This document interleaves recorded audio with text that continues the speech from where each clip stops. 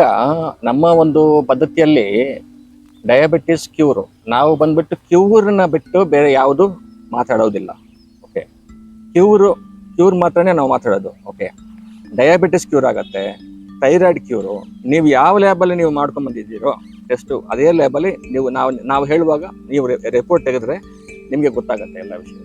ಇವತ್ತು ಮುಖ್ಯವಾಗಿ ಕಾಡ್ತಾ ಇರುವ ಕೆಲವೊಂದು ಪ್ರಾಬ್ಲಮ್ಸ್ ಏನಂದ್ರೆ ಪೇನ್ಸು, ಆರ್ಥೋ ಪೇನ್ಸು, ಕೈ ಕಾಲು ನೋವು ಆಗ್ಲಿ, ಎದೆ ಹಿಡ್ಕೊಳ್ಳೋದಾಗ್ಲಿ, ಬೆನ್ನು ನೋವು, ಕತ್ತು ನೋವು, ಇದು ಎಲ್ಲ ಪೇನ್ಸ್ ಬಂದ್ಬಿಟ್ಟು 10 ನಿಮಿಷ ರೆಡಿ ಆಗುತ್ತೆ.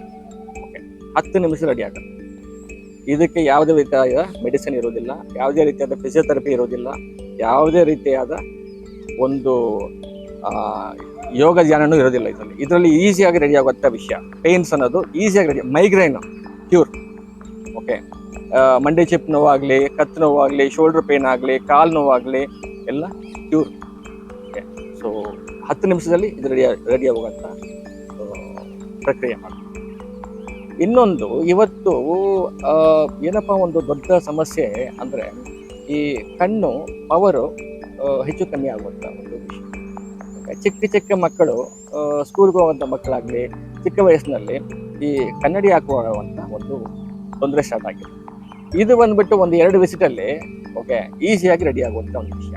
ಓಕೆ, ಕೆಲವೊಂದು ವಿಷಯ ನಾವು ಹೇಳ್ತೀವಿ, ಅದನ್ನು ಅವ್ರು ಮಾಡಿದ್ರೆ ಕಣ್ಣು ಆಟೋಮೆಟಿಕ್ ಆಗಿ 1 ವಾರದಿಂದ 10 ದಿವಸದವರೆಗೆ ಕಣ್ಣು ಕ್ಲಿಯರ್ ಸೈಟ್ ಬರುವಂಥ, ಕನ್ನಡಿ ಎತ್ತಿ ಅವರೇ ಬೇಡ ಅಂತ ಇಕ್ಕುವಂಥ ಒಂದು ಪ್ರಕ್ರಿಯೆ. ಓಕೆ, ಇದು ಕಣ್ಣು ಸಂಬಂಧ. ಮೂರನೇ ವಿಷಯ, ಇನ್ನೊಂದು ವಿಷಯ ಏನಂದ್ರೆ ಈ ಹೇರ್ ಫಾಲ್ ಅನ್ನೋದು ತುಂಬ ಜಾಸ್ತಿ ಆಗಿದೆ. ಓಕೆ, ಒಂದು ವಿಷಯ ಯಾವತ್ತು ಜ್ಞಾಪಕಟ್ಕೊಳ್ಳಿ, ಅನ್ಡಿಸರ್ವಿಂಗ್ ಗ್ಲೂಕೋಸ್ ಅಂದರೆ ಡಯಾಬಿಟಿಸ್, ಅನ್ಡಿಸರ್ವಿಂಗ್ ಪ್ರೋಟೀನ್ ಅಂದರೆ ಹೇರ್ ಫಾಲ್. ಅನ್ಡಿಸರ್ವಿಂಗ್ ಪ್ರೋಟೀನು ಯಾರಿಗಿರುತ್ತೆ, ಯಾರಿಗೆಲ್ಲ ಹೇರ್ ಫಾಲ್ ಇರುತ್ತೋ ಓಕೆ, ಇದು ಬಂದ್ಬಿಟ್ಟು ಹೆಣ್ಣು ಮಕ್ಕಳಿಗೆ ಸುಮಾರು ಈ ಗರ್ಭಕೋಶದಿಂದ ಆಗುವಂಥ ವೈಟ್ ಡಿಸ್ಚಾರ್ಜ್ ಇರುತ್ತೆ. White discharge nothing but undeserving protein. Okay, undeserving protein ಅಂದರೆ ಹೇರ್ ಫಾಲ್ ಇರುತ್ತೆ. ಓಕೆ, ಯಾರ್ಯಾರಿಗೆಲ್ಲ ವೈಟ್ ಡಿಸ್ಚಾರ್ಜ್ ಇರುತ್ತೋ ಅವ್ರಿಗೆಲ್ಲ ಹೇರ್ ಫಾಲ್ ಜಾಸ್ತಿ ಇರುತ್ತೆ. ಈ ಗರ್ಭಕೋಶ ಸಮಸ್ಯೆ, ಗರ್ಭಕೋಶ ಗಡ್ಡೆಗಳು, ಓಕೆ, ಗರ್ಭಕೋಶದ ಯಾವುದೇ ರೀತಿಯಾದ ಸಮಸ್ಯೆಗಳು, ಓಕೆ, ಅದು 100% ಕ್ಯೂರ್.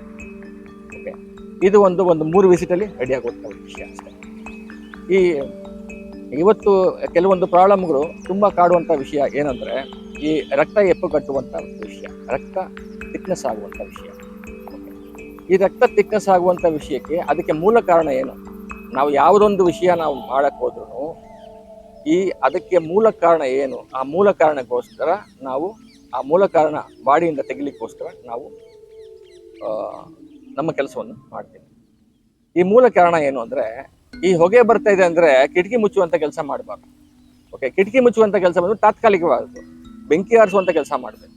ಓಕೆ, ನಮ್ಮ ಪದ್ಧತಿನೇ ಅದು.